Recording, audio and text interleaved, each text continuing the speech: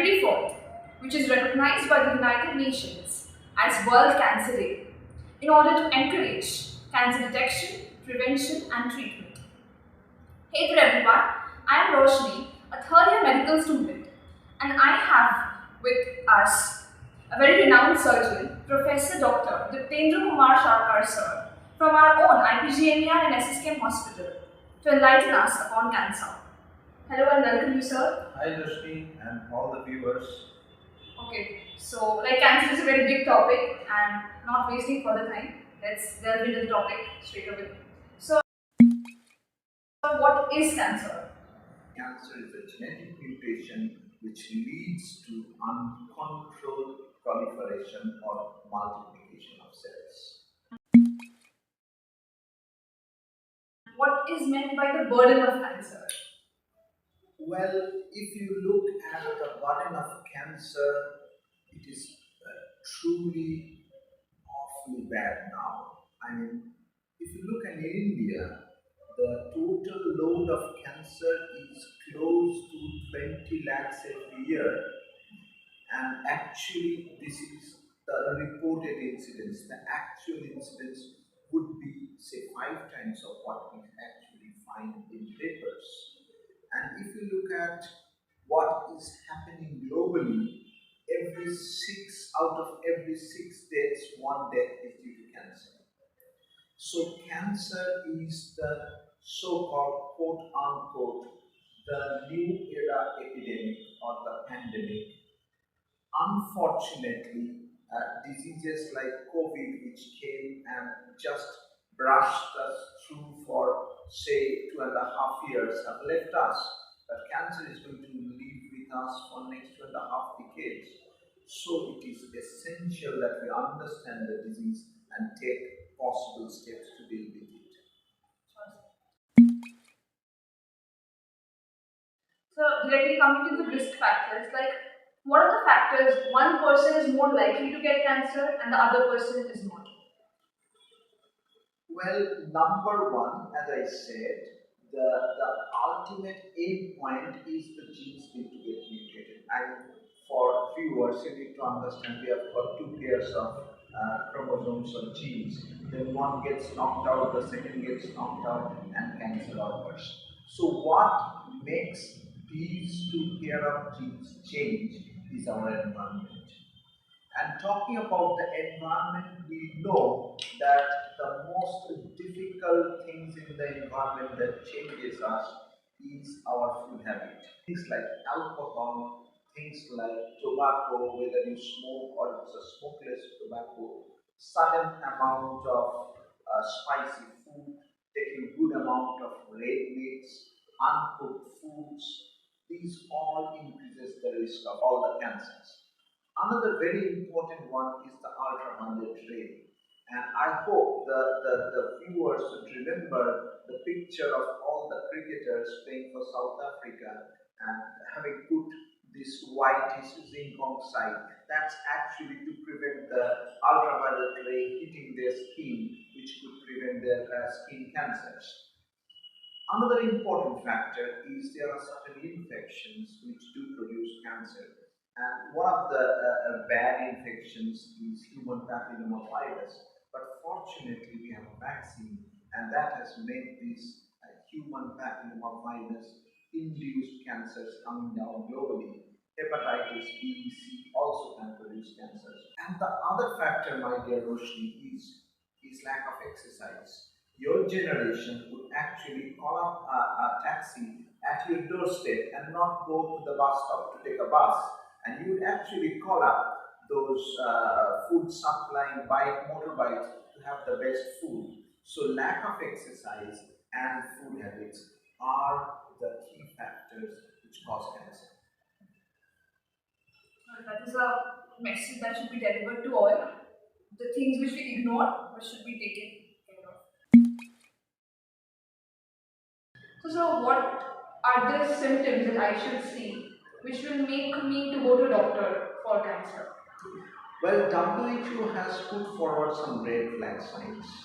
The most important one, if we start from above and go downwards, is number one, If a gentleman, particularly who are smokers, while they're brushing their teeth, I make it a point to tell all my patients just open your cheek to find and have a look within your oral cavity. And if you find a white spot which is apparently harmless, painless, that could be the early sign of an oral cancer. And it can simply be visualized by your normal eyes, and it doesn't require any high-tech rocket science to do that. Number two is the commonest thing is the breast cancer. I mean, a lady who is taking a bath suddenly picks up a small little marble in the breast, which is painless, and therefore she feels it can be ignored. But that's the early sign of breast cancer, a painless marble in the breast.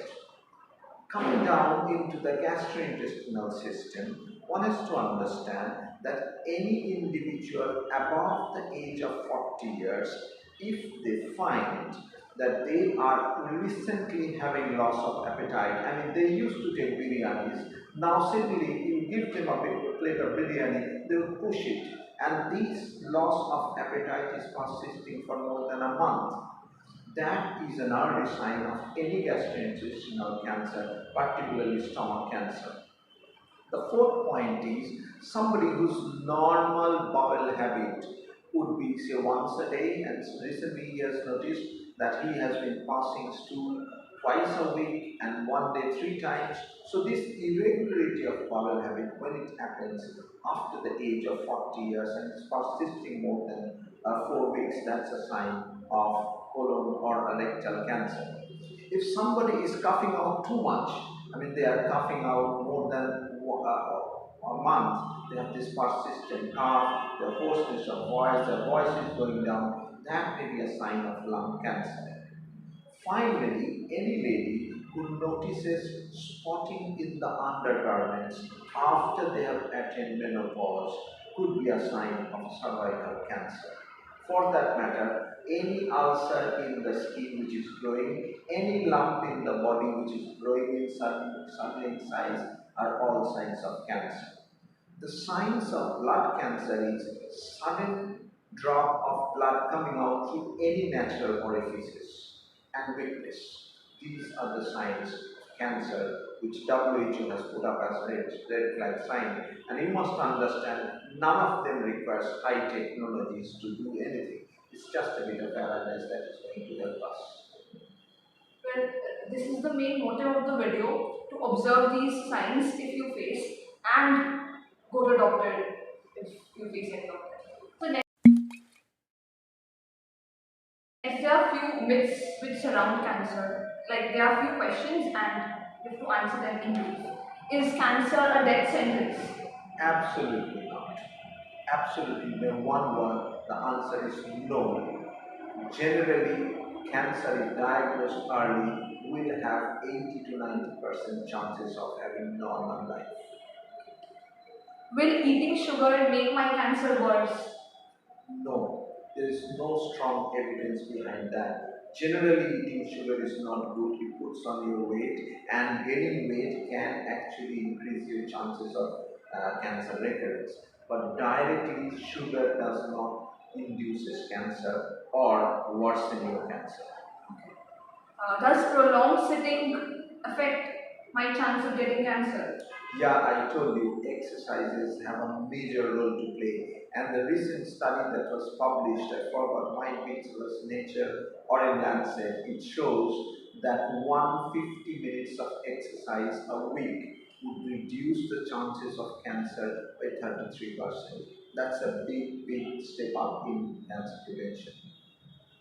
So, do cell phones cause cancer? As of now, this is a myth. There are no evidences that cell phones will increase cancers, though I do not endorse people going into cell phones for hours together. But having said that, there is no evidence that cell phone increases cancer. Is cancer contagious? Absolutely not. It does not increase any chances of infection by hugging, taking food, or even by sexual exposures. Cancer is absolutely safe in terms of contagiousness. And does my attitude, either positive or negative, determine the risk of getting or surviving cancer? I would state that there is no direct evidence, but positivity does help a lot in reducing your risk of recurrence, your capacity to fight, and therefore I always indulge in a statement: be positive in all spheres of life, and particularly when you are facing cancer. Next, coming to the prevention of cancer. What would you say on this topic? As I said, the most important thing is healthy lifestyle, healthy foods, exercise, take your vaccines, avoid unnecessary exposure to sunlight, differ by any means taking alcohol. There was a myth that once in a while taking alcohol works, but no, alcohol by no means is helpful to anyone. And of course, not the least but the most important one is smoking. Actually, cessation of smoking reduces cancer by 40%. So these are the key factors which should be kept in mind. Now that a person has got cancer, in spite of all this, what are the treatment facilities available? Generally, the treatment of cancer can be divided into local and systemic. Local means surgery, and so we would take out the tumor with the adjoining fat, gland, etc. And systemic means we are going to give chemotherapy. There are forms called hormone therapies where we block the cancer cell growth. There are molecular targets. We are the new generation medicines which target the growth factors in the cells and destroy it. And we have now immune modulatory treatment, which we call immunotherapy.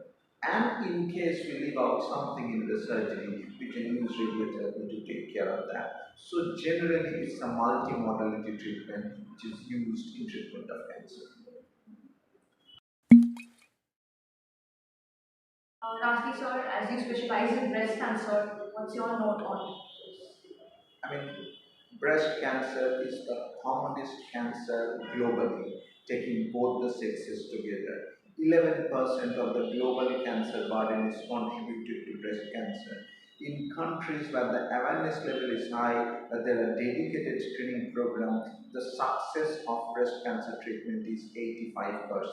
In countries like ours, it's 50%. So it has been proven beyond doubt that in breast cancer, which is a surface cancer, if a lady is careful and aware, she can get down her chances of living, or rather increase her chances of living by more than 40%. So it's not about beauty, it's also about caring and being aware of your own breast.